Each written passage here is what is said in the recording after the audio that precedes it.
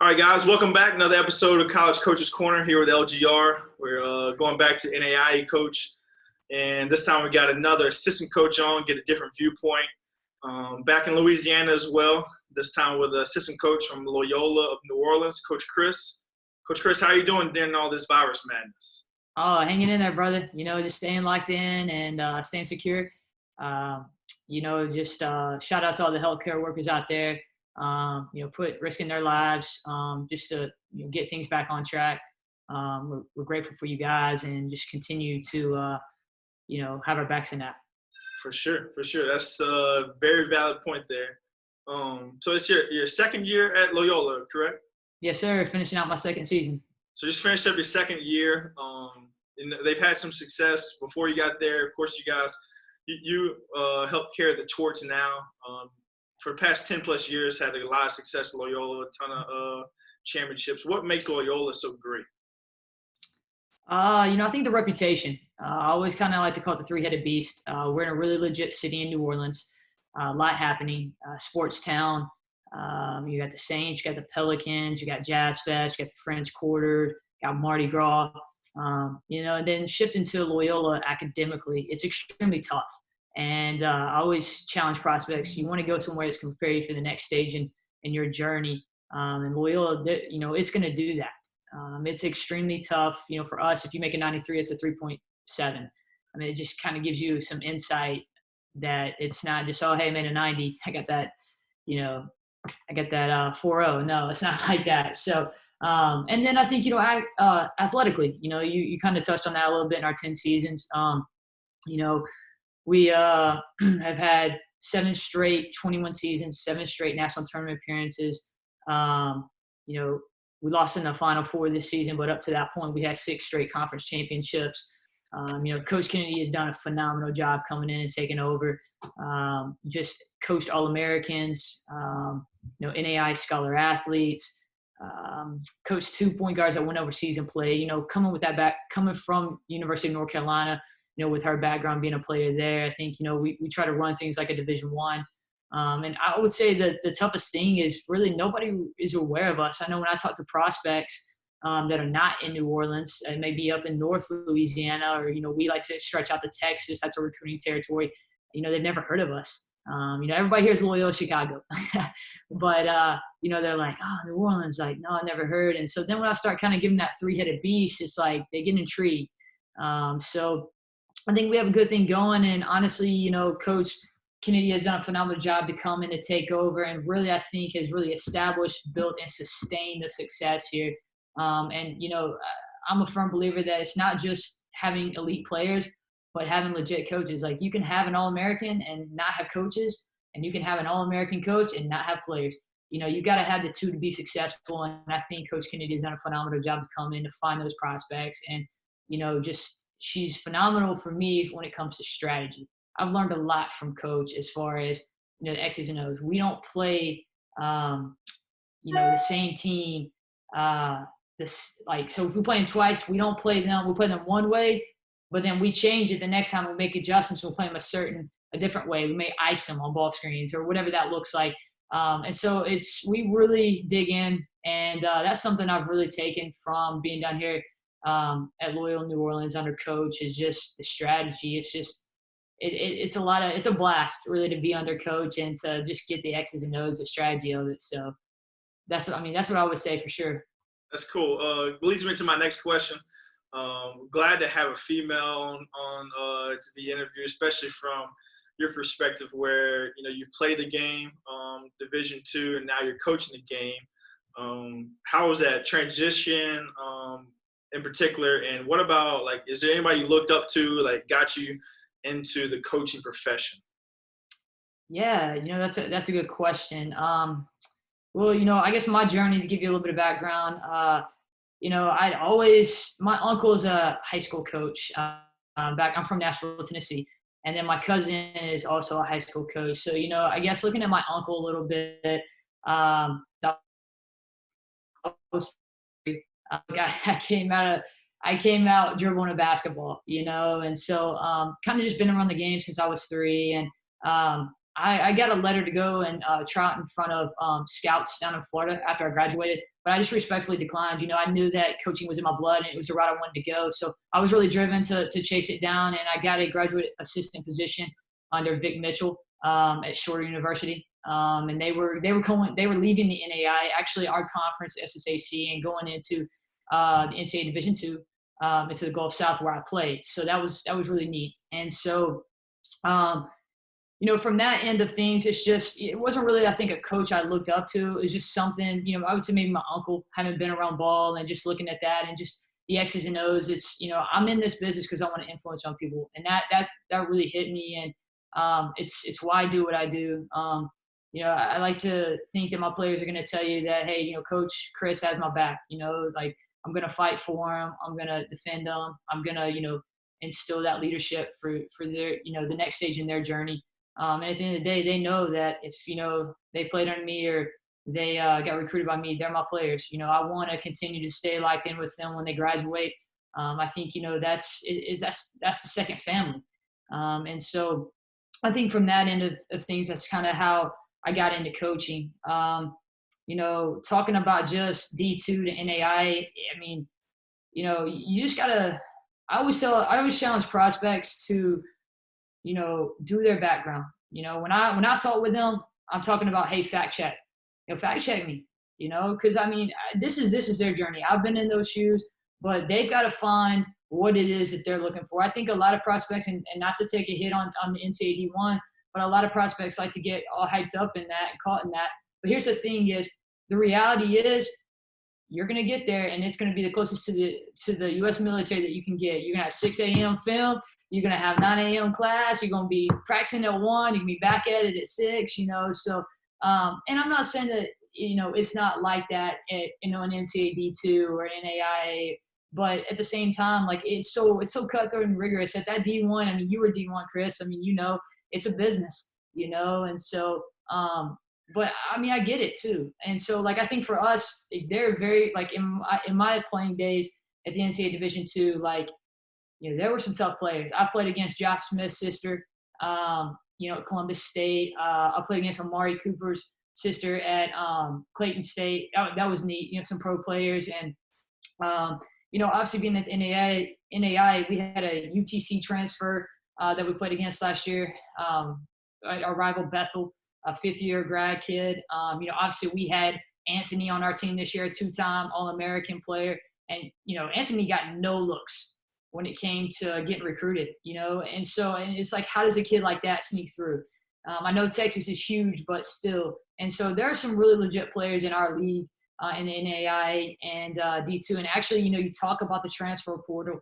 I mean, you're seeing a lot of these transfers, jump into the D2 and to the NAI because, they want to be competitive. And I always challenge prospects too is, why not go small, compete for a national championship and be an All-American? I mean, because you had the chance to do that. I think you just got to find that, do your background, find that fit. Can you come down there and be competitive? What is Loyola New Orleans, losing? They're losing an All-American guard. All right. They're losing an elite shooter. All right. Well, so I think you just got to kind of do your background. And then, of course, like, do they have my degree? Is New Orleans, am I a city kid? Is that something, that I'm looking for? So I just think you got to do your background for sure. That's awesome. You're probably like the 5th person that said the word "find the right fit." So that's definitely cliche. We're gonna have to title the whole coaching thing that. But I'm glad you talked about that. That'll answer my next question. So we'll go ahead and go on along. So now we're talking about the prospects. They're trying to get on your radar. What can a prospect do? Have high school coaches, AAU coaches, kids in general, always trying to say, how do I get on coach's radar? Do I reach out to them via email? Do I follow them on social media? What tournaments can I go to? Like, what does someone have to do to get on your radar? And at what time frame, I guess, is that? Are they doing that at the freshman, sophomore, junior, senior year? Yeah, absolutely. I think, for us, we don't get too far ahead. We're not looking at 2023s. In the summer, we could say, oh, man, hey, I really like that kid. We're going to put him on our radar. I do have a grid of 2023 prospects, but, I mean, we're not touching that. just yet. I mean, to be real with you, we're close to finishing up our 2020 class right now. And then we'll shift to 2021 where it looks like we could need roughly 3 players. And so looking to bring in 6 in the 2020 class. So our focus has been, in that class right now in the 2020s, and then we'll shift to the 2021s. We will have a monster class in the 2022. So it's something I think you do have to forward think on. But, I know those Division Ones, those NCAA Division Ones are like looking at 2026 prospects. Like you have to understand, you have to look at the coaching staff. Like for us, we have head coach Kelly Kennedy. I'm assistant coach, and then we have a part-time assistant, Coach Gab, who does a phenomenal job for us as well. She's a New Orleaner, so I probably just said that wrong, but cut me some slack because I'm not from here. But Coach, I'll give you a funny story real quick. Coach, we went to play La Tech. I kept on calling it LA Tech. Coach, hey, I got LA Tech. Coach is like, well, you can't say that now. They know you're not from here. I'm like, Coach, I'm not from here. She's like, I'm just trying to have your back on this. So from here on out, it's La Tech. So that just kind of gives you some insight. But Coach Gab is from New Orleans, so she has a really strong pool of high school coaches here. We can recruit the city really well in those terms. And of course, obviously, been over in Georgia, Florida, up into Tennessee, now getting over into Texas, coaches from North Carolina. So we feel like we have a broad pool. But for us, going back to recruiting, we have certain regions. Doesn't mean that, Louisiana and Texas are huge regions right now. We do have a kid coming from Georgia. We do have a kid coming from Arkansas and Texas right now. But it doesn't mean that we won't pull from things. I think for us, detail. Like for me, if I want to email, then, I want it to be detailed. I want it to be name and height, GPA, for us, we want film and then like just actual game film. I think I like highlights and film because I think you can take a quick look at the individual, but anybody can make a highlight reel look good in, 3 minutes. So, hey, I'm going to take a look at you. Ooh, I like that. I like how they attacked right there. Okay, cool. Well, let me go check out their film now. Definitely having like AAU high school context. I think make it as detailed as possible. The more detail you can put out there, the easier. Because, we'll get an inquiry and I'll be like, is this kid even a 2020, 2021? I'm interested in playing for Loyola New Orleans. Like, who is this individual? Like, there's not even a name on there. I mean, sometimes there's just, like not a lot of detail and I don't know what to do with that. So, and I think social media, but our big pool is elite camp. Last year you were at elite camp. And I think the highest that we had was around the 60s, and last year we had 90.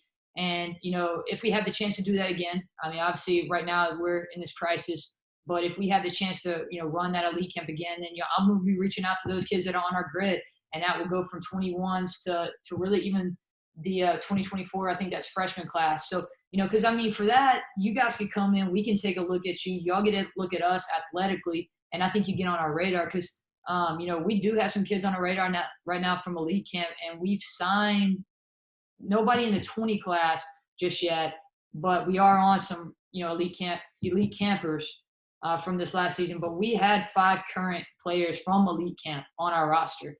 Paige Frankowitz, the elite shooter, was one of them. Presley Wascom, who is going to be an upcoming senior for us. Both shot, I think it was 50s this year. Synergy just put out percentage, and I think they both shot in the 50s as shooters. And the other 3, they were the top 5, and the other 3 were like inside players. And so that goes to show, we're looking for elite caliber. So if you can kind of showcase that ability to us, I want a high character kid, and coach is going to tell you we have high character kids here. Flat out, we just have good people. We have good parents. We have such a backing on the road when we travel. High character for us that's what we're looking for. So I don't know if that answers your question or not, but that's 100% for sure. We had some other coaches on there talking about, elite camps, and not only for you guys, but, coaches talk at the end of the day. I don't think people really realize that, especially at different levels. Like, you're talking to people that, like, you're talking about, like, trying to transfer down or whatnot. You're talking to people that, hey, I may not have a shot at this kid, to be honest with you, but she's really, really good. She's been coming to our elite camp for the last 3 years. You guys may need to take a look at her up the road or whatever, and vice versa. So, like, probably the best advice that I kind of gathered over the time doing this whole interview is go to elite camps, get on college coaches' campus, have conversation. There's nothing that can simulate having a conversation face-to-face with a college coach and seeing the campuses and being able to compare and contrast as a prospective student athletes. Yeah, and another thing I would add, Kris, is connections. My father used to tell me when I was young, like, it's all about connections. And I was like, all right, Dad, that's cool. But now I'm like, no, it is, and you talked about coaches talk, connections. I mean, we've had players come back to Loyola who we've recruited like out of high school, but they might have gone junior college route, or they might have gone, to a D1 and didn't like it, and they transferred back because we had that connection. And, we ended up, being kind of that guy of integrity. We're going to end it and we're going to do it right. I'm not one of those coaches that's into ghosting. I'm going to make the tough call. And that's another thing that I would challenge prospects. They want to, coaches hate finding out. I mean, at least I do, finding out through Twitter that you committed somewhere and they don't know that, as hard as it is to make that call to a coach, you get so much respect for that player. And you have to understand that there are some coaches out there that they're going to get in their feelings about things, but there are a lot of coaches that are, hey, man, we're excited for you. Look forward to shadowing your career. If anything changes down the road, let us know. But, like, it is tough. We had a kid we were recruiting that we got from Arkansas. She said, hey, coach, look, I'm going to call you guys, but I just got to make some calls. And she literally called 10 coaches and told them, hey, like, look. And as tough as that is, like, that shows a lot about leadership and strength. And that's what coaches want. I mean, coaches need leaders in their locker room. And as hard as that call is, it's easy to be like, hey, coach, and even shooting them a text. Hey, coach, man, I've already committed. I mean, I'd rather have a text than find out on social media, but I'd honestly rather have a call at the end of the day, just saying, hey, coach, man, I appreciate you guys, taking a look at me and shadowing me. But, I decided to, take my, I decided to commit to so-and-so, to the LGR. But, I get it. I think, we just got to continue to coach these young kids. We're in a day and age where these youngsters don't really want to handle adversity. You see the transfer portal, and it's just getting ready to get crazier and crazier. And I think, you can't run from that. And that's why I like to coach, is because, sports puts these young prospects in adverse situations. How do they handle it? I mean, you can't just get in a fight with somebody. You have to handle it. And so I think just coaching prospects through that. But you can definitely tell, who has that leadership at a young age, for sure. So I would say definitely connections. That's great answer, great advice.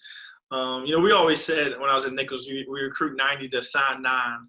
So you take those numbers, right? You just talked about it. The girl called 10 schools and told them no, where she only told one school yes. So like you said, at the end of the day, it's hard, but it's common. It's a lot more common than what people believe, that you're getting told no a lot. Like, you're recruiting a lot of kids just to sign and fill your roster. So I would advise and push kids a little over the edge. Like, it's okay. Like, we're not going to be mad at you if you make that decision. Next question. Let's see. All right, so we talked with Coach Rome from Dillard, and he talked about how D1, D2 are combined in NAIA. So I think you guys had 11. Y'all are down to 8 scholarships now. Can you talk about, like, that in general, scholarship opportunities at the NAIA level? We talked to some D3s where it's all academics. NAIA may be a little bit in between. Junior college is more of like a pool of money. You have this much money. Can you talk a little bit about that? Yeah, absolutely. So as far as the NAIA goes, in 2020, 2021, they are condensing from NAIA Division I and NAIA Division II, and they're just going straight into NAIA. So it's just going to be NAIA basketball. So the NAIA D2s had 6 scholarships, and NAIA D1s had 10. Now, obviously, that's dependent on the institution as far as athletically. Some don't have 6, some don't have 10. It's all about, do they have the finances to support those scholarships? So everybody is condensing into the NAIA, which is 6 and 10, and they're all going into 8 to make it a complete fair level playing field. So that means NAIA D2s can jump, and NAIA D2s, or NAIA D1, have to drop. So it just depends. There are certain institutions that are doing different things. They're either cutting 2 scholarships, or they're saying, hey, we're gonna let you still have that money, but you've got to get under the threshold. And what I call the threshold is those 8 scholarships. So I'm gonna talk business with you a little bit, but I might lose some of these prospects. But there are certain exemptions in the NAI. There's a full exemption and a half exemption for current players on your roster. So that would be really, the end of the freshman year, their sophomore, junior, and then of course their seniors or graduates. So for 3 years, you're looking what your freshmen come in with. Okay, so like we will now see how our 5 freshmen did this year and say, okay, at the end of this semester, what did they have? Did they have a 3.6? Did they have a 3.3? Were they under a 3.0? For players that have a 3.6 and hold that GPA, they are considered a full exemption, meaning they can kind of count for 1 scholarship over here, but it's not counted. Does that make sense? Sure. And then you have a 3.3 that is a half exemption. So if I have, a 3.6 and a 3.3 freshman, I've got a scholarship and a scholarship and a half that I don't have to count. Yep. And that still puts me under the threshold. Now, what you have to kind of be, cautious of is some of those players on your roster, do they fall under that? Yep. And if they do, then now you could be in a little bit of trouble, and you could be, jumping a little higher, above that threshold, which is 8. Now, this is what probably a lot of the LGR prospects are looking for, which is, eligibility on the incoming prospects. Now, here is kind of the full exemption from the NAI. So you have to have at least a 3.75 or higher GPA, either an ACT of a 27 or higher, an SAT of a 1270 or higher, or ranked in the top 10 of your high school class to be considered a full exemption. You have to at least hold one of those. So it could be, hey, I had a 29 on the ACT. Well, then you're considered a full exemption. For a half exemption, you have to have at least a 3.5 or higher, an ACT of 23, an SAT of at least of 1130, or ranked in the 11 to 25% of the high school class. So that's just for the incoming prospects. Now, once you end your your freshman year, now we take a look at how you did at Loyola. Are you that 3.6 or 3.3?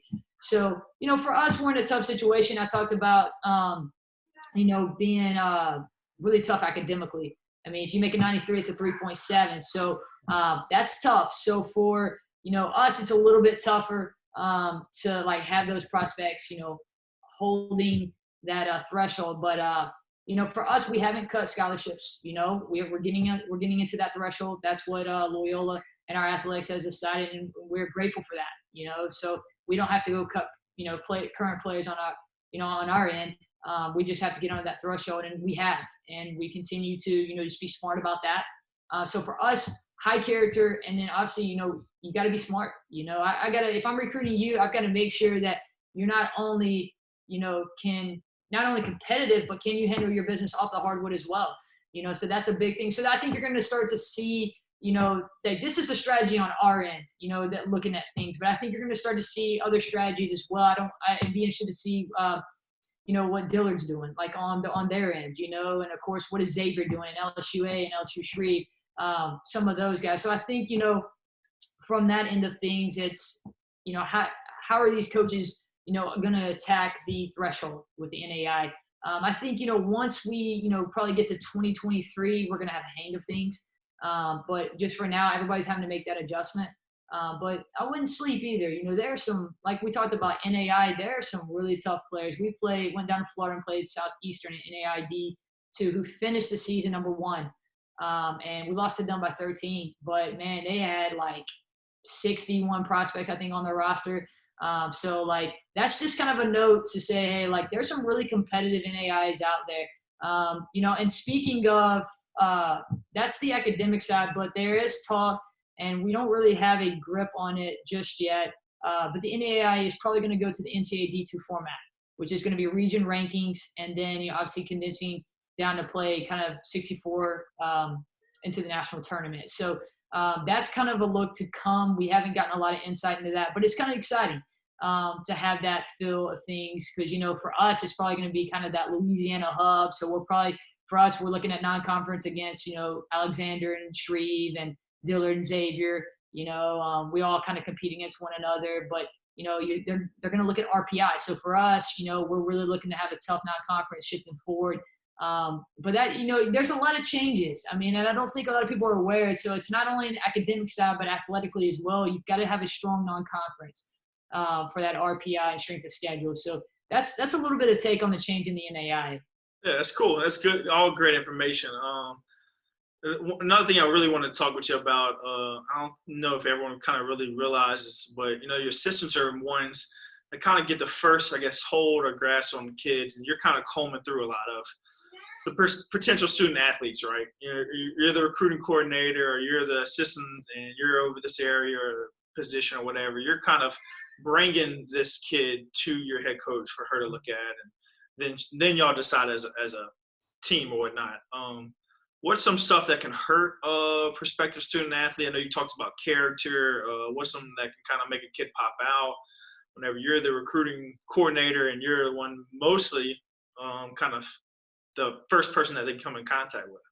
Yeah, most definitely. Well, I'm gonna talk to the high school coach for sure.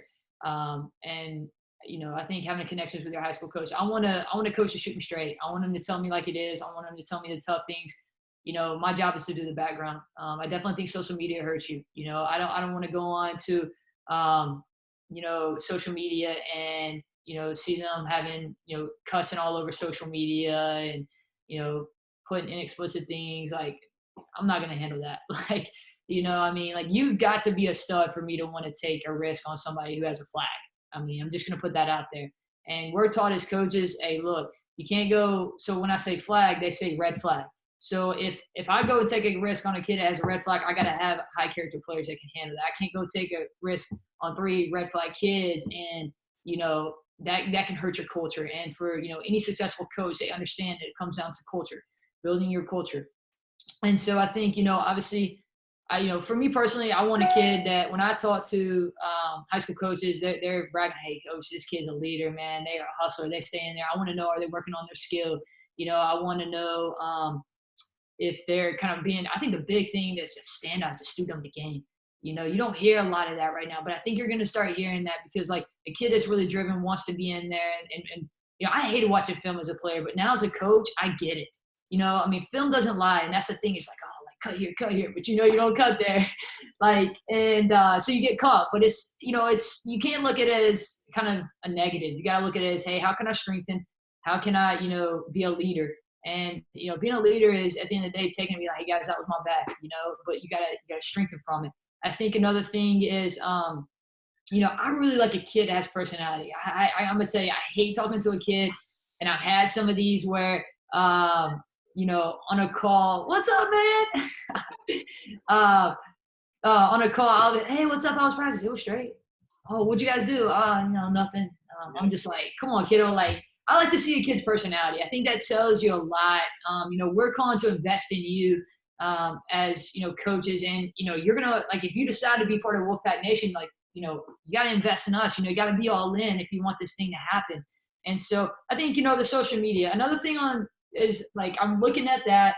And I would say another thing, too, is kiddos, like, put y'all's names on there. Like, I'm trying to go on social media trying to find you, and I can't find you because, like, you don't have, your code. You're like in, I don't know, you're coded or something. And I was trying to look for a transfer a few days ago, and I'm like I'm Googling this kid, looking on Twitter, like looking on Instagram, nothing to be found. Like I have like my Twitter handle, and I know you'll put this later, but Seigenthaler 03, but my name is on there. So it comes up with Kris Seigenthaler when you look me up. Like have some kind of pool somewhere that if you're on Twitter, like coaches can find you, because they're gonna find you whether it's whether you're trying to hide it or not. That's the thing. And I don't want a player I have to hunt down. That's a little suspicious to me. I want a kid I can find. Like, hey, like what are you doing? How are you being involved or whatnot. Like, are you PR in your high school? Are you PR in your AAU? Are you cutting up with coaches? Like, I think social media, it's all about how you use it, but it can definitely be a platform for you, for sure. But I think social media is the big thing. And I think high school coaches, AAU coaches, digging in with them. I want them to shoot me straight And, us coaches in the business understand, like, we know who's going to shoot us straight. We've had our run-ins. We know who, it goes back to me. It goes back to connections, honestly, and there's some really good guys out there that will get your name out there, and they're going to be real about it. And like us as coaches, this, Kris, like, they're going to tell them like it is. So, all right. All right. Yeah, so I would just say that. My bad, I cut you off. I thought my little one's choking up. He wasn't taking a charge over there? Man, I don't know what taking a hit. Tearing some nuts up or something. But like, kind of back into the recruiting process. Again, we're recruiting a lot of kids whenever you're in this process, and it kind of gets down to comparing other things, right? So parents, how can that impact in a positive, negative? Like, what do you think is the role of a parent in the recruiting process, both positive and negative? For sure. I honestly, I was brought up kind of tough. Like, if you want to chase something down, like you have to get after it. Kind of blue collar like. It's an adjustment with these helicopter parents a little bit right now. I'm not gonna lie, but I'm all about being invested. I'm an only child, so my mom and dad, I'm really close with them, and they really bagged me there at my high school games. They were at my college games when they could get there. They come down to support Loyola, New Orleans. But I think you got to let your kids fight your battles. Like, I'm all about having a dad that's involved in the process, and he wants to do his background. He wants to talk to coach. Like, I'm good with that. But at the same time, like, if there's a situation, like, the player needs to handle it. Like, at the end of the day, if you come to Loyola, New Orleans, guess what? You are signing your NLI. That is your battle to fight. Like, I shouldn't be getting a call from dad, and we don't get these calls. I think it's because we recruit these high character players, but I shouldn't. I mean, if there's a situation like I have our players' parents' contact information in my cell phone. If there's a situation, we're calling them. Like, we're going to be involved. And I think, here at Loyola, we want to have that connection with our players', families. And I think we do have a strong connection.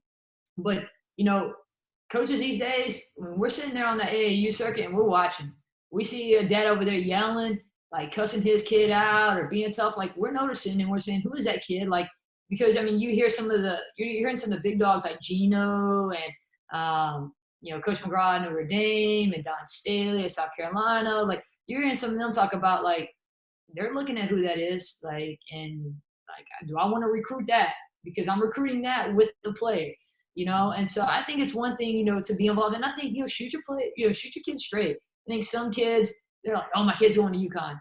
And I'm just like,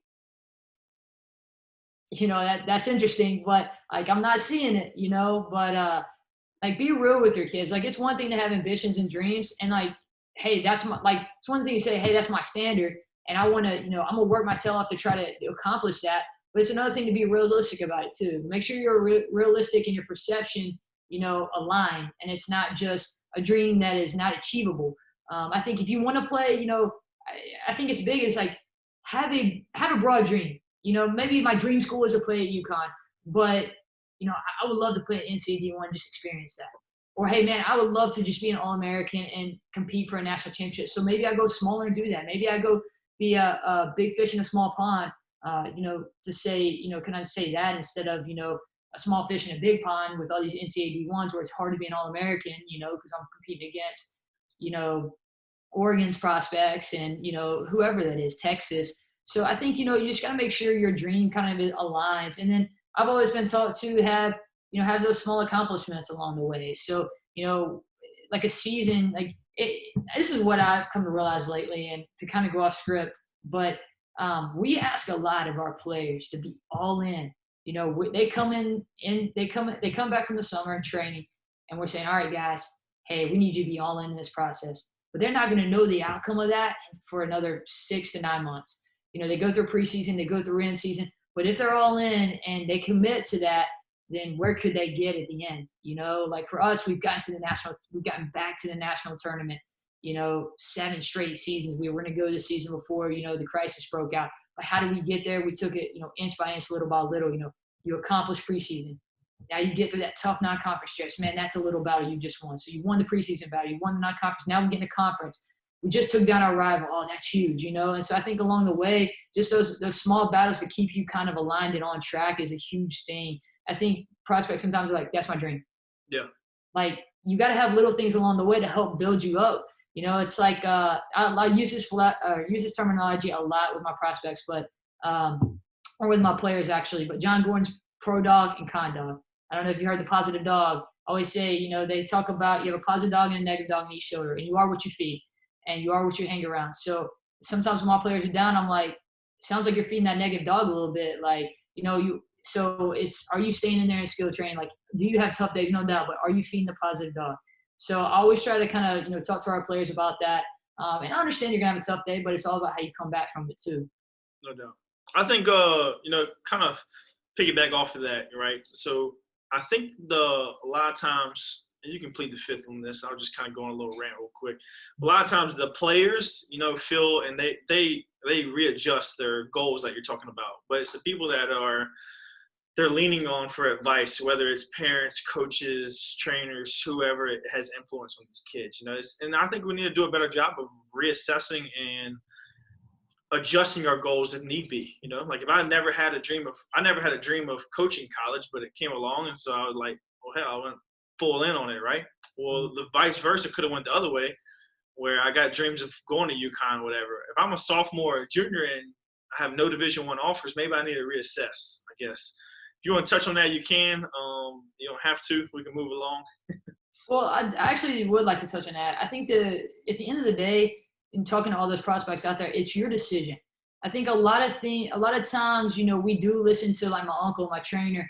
At the end of the day, it's your decision. Your uncle, your trainer, your dad, your cousin, whoever it is, they're not going to be going to LGR.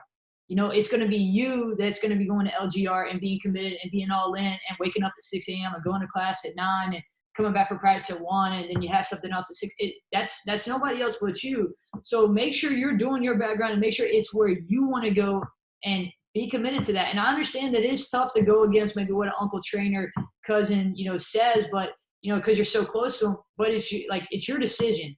Like, this is where you're going to be for the next, what I usually say, 5 years, because that gives you a red shirt if you get hurt or grad year. But this is where you're going to be for the next 5 years. And if not, then you're going into the transfer portal and you're going through this process all over again. And that, that can be tough. And I guarantee you, those kids that go in that transfer portal, they ask 10 times the questions they should have asked that first year, because they now know they've experienced that. So I would just say, piggybacking off of that, is understand it's your decision. Take that insight, but go make an executive decision. Like what's good for me, and that could include, hey, I want to be close to home. That's what I feel like. I want to be close to my family. Can I get home in a day? Like, I completely understand that, but it's your decision. And, don't listen to all the noise is what I like to call it, is just stay focused. And can I go here? Can I get a tough degree that's going to prepare me for my next stage of my journey? And can I compete if that's what you're looking for? And so I think, like you said, there's a lot of noise out there with these prospects, and they've got to toughen up and make a decision on their end. Yeah, and it's like, especially this late in the game, like the NLIs were able to sign today. 2020s are still, quote unquote, waiting on D1s, which blows my mind. Like, in general, like, it's okay. We're so D1 and bust in Louisiana. Like, it's okay. You don't have to go D1. There's a lot of players that go D1 that never play professional basketball, where there's some players that go NAI, like you said, do play professional basketball. At the end of the day, the goal is to get free education, get your degree, and then advance yourself in school. And I think we just got to open our eyes up to that. Like, it's not about, of course, if you're high major or whatever, okay, that's a little bit different. But there's not that big of a difference. Like, you guys are playing the low major D1s. Y'all have 4 or 5 of them on your schedule every single year. It's not that big of a difference. It's what I'm trying to educate everyone on. Yeah, and another thing I would say too is kind of talking about, the NLIs and the D1s is here's the thing. And they talk about this as coaches, as things change. I think, for instance, let me give you an IE. You talk about an inside player. You're starting to see the stretch. They're starting to see the 5 come out, be able to shoot the 3, stretch the defense, attack. You didn't see that back in John Wooden's day. Not a lot, but, things are changing. I think, you have to understand too is you have these prospects that want to hold out. NLIs were signed today. You see prospects want to hold out for the D1s. Like, if you're not getting looked at or contacted from D1s, like, for real, like, I mean, like, they're legit on you, not just, oh, I got a letter now and then, in January, then chances are you're not going to get a look at the D1s. Like, I'm just being real with you. And that's the reality of it. And I think that prospects need to understand, too, with the transfer portal, coaches are really going to that transfer portal now. And that's going to hurt a lot of the high schoolers, I think, because you're starting to see Virginia Tech 6-man just committed to Arizona, I think it was. I mean, so now that kid's going to Arizona and they're probably dropping a freshman. They're an incoming freshman that they were recruiting, So I think that's something that, prospects have to understand is the game is changing. And so you have to be aware about that. Or you have to be aware of that, especially, we've known this as coaches that reality is if a D1 isn't really looking at you by January, of the 2020, chances are that's not going to happen. Well, I think it's going to hurt things a lot. Now, I think you're going to see a lot more of these coaches going to the transfer portal. You hear some of the elites talking about that right now. I mean, I don't know how many Florida State transfers. I saw, I think, 2 earlier this afternoon that have already committed and gone there out of the transfer portal. So that's just kind of an IE. I think it's just being aware. You got to be aware. Don't be caught sleeping that, hey, this is going to happen. I'm not saying it's not, but I think your chances are real slim that it is. Very, very slim. And like you said, like the game's changing, and a month from now they're going to vote on whether or not they're going to allow a one-time transfer rule. And everyone that I've talked to says it's a no-brainer. It's going to be for sure in. So it's going to go from, all right, we're recruiting high school kids in November, and then after that, all right, we'll go through our season. Like you said, in January, we're buzzing their phones and we're trying to find who's not happy and everything else. We're trying to pull in as many kids, especially if it's a one-time transfer and they can play right away. That's good advice. And I think that's going to hurt. I think that's going to hurt the high schoolers a lot more than it's going to now. I think 3 times that. It's going to be interesting to see how that affects some of the, NCAA D1 or not D1, NCAA D2 and, the NAIA guys as well. Because right now, that's the edge that we have is, if they go D2 or NAIA, they don't have to sit out a year. Well, now that they get rid of that, transfer 1 year sit out, then it's kind of like, it's also new and really fast changing right now. So it's going to be a lot of, I say it's going to be a lot of fun to see how this comes out, but I'm not a huge fan of the transfer portal just because I like the adversity end of things of coaching players. But I think for certain situations, I get it.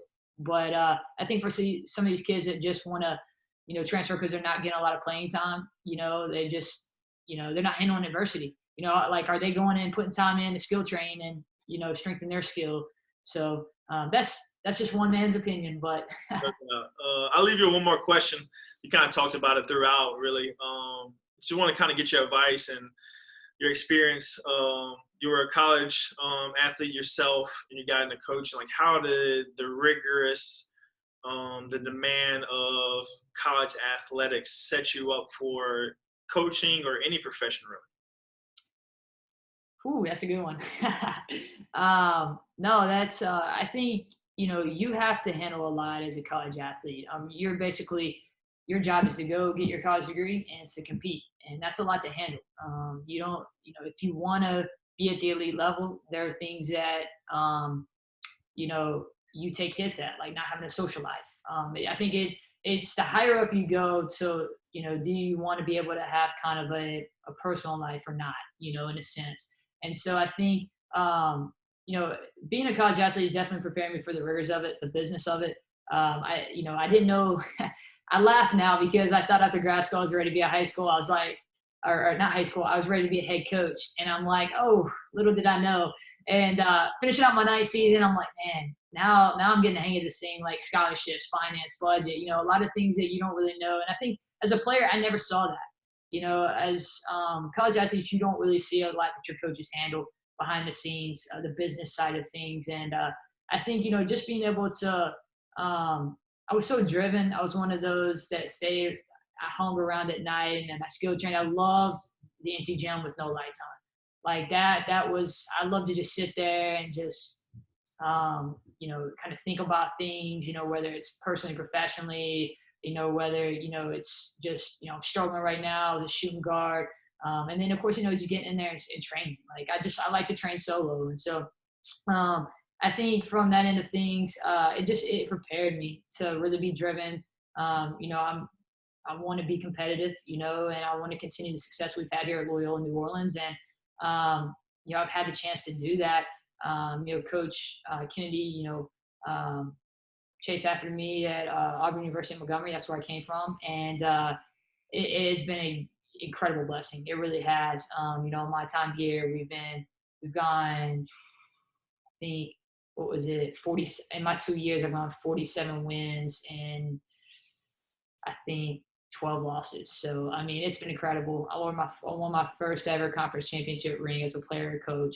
And we actually get rings. I'm actually slacking. I'm not wearing it. I'd be showing it off right now. But it's just been incredible. I had the chance to, you know, be nationally ranked, to coach, you know, a 2-time All-American, just to be able to get, you know, some insight. I think, you know, as a young coach, you know, I still consider myself young, you know, obviously with 9 seasons in.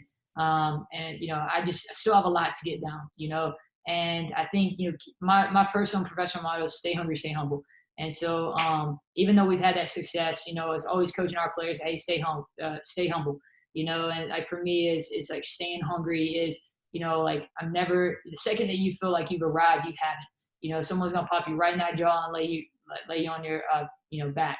And so that's that mentality I try to, you know, coach our players on. And coming down here, it's been incredible. I needed that competitive edge, and I've gotten that. And, you know, with Coach Kennedy, the strategy, I talked about it earlier. Like, it's been incredible. I haven't been under someone like this that has just been able to just, you know, tweak the strategy just the smallest, and it really throws a monkey wrench in our competitor. And, you know, it's been it's just been incredible. I can't say enough about Coach Kennedy. You know, and so I got a lot of love for Loyola New Orleans. That's for sure. But I think it has, you know, it just prepares you. I think about the enterprise commercials, you know, hiring student athletes. You know, I mean, they're different. They're a different breed. They really are. And I also think about this quote. Help me out. I know I'm gonna butcher it, but I think it's Tony Bennett at was it Virginia? I think it is. Talks about if you know how to handle adversity. If you handle adversity the right way, like it's going to have your back. And I think about that. You know, I'm huge into leadership. It was my graduate degree. I'm huge into investing and influencing our players and our coaches and our prospects, you know. And so I think that's why you've heard me talk a lot about adversity and the transfer and leadership and things like that. So I don't know if that nails kind of what you're getting at, but that's what I had. For sure. That was great, man. That was great. Well, Coach Kris, I appreciate your time for sure. Nothing but love from us. Really enjoyed getting to develop a professional relationship with you over the last couple of years, and I know that's going to go forward. You're definitely a rising star in the game, and I'm glad to have you on the women's side, and you're a great role model to these young ladies for sure. Thanks for having me, Kris. You've been a blessing as well, man. If you need anything my way, reach out. Everyone watching, guys, subscribe to our YouTube channel, and thanks for watching. Until next time. Throw the pack up, y'all.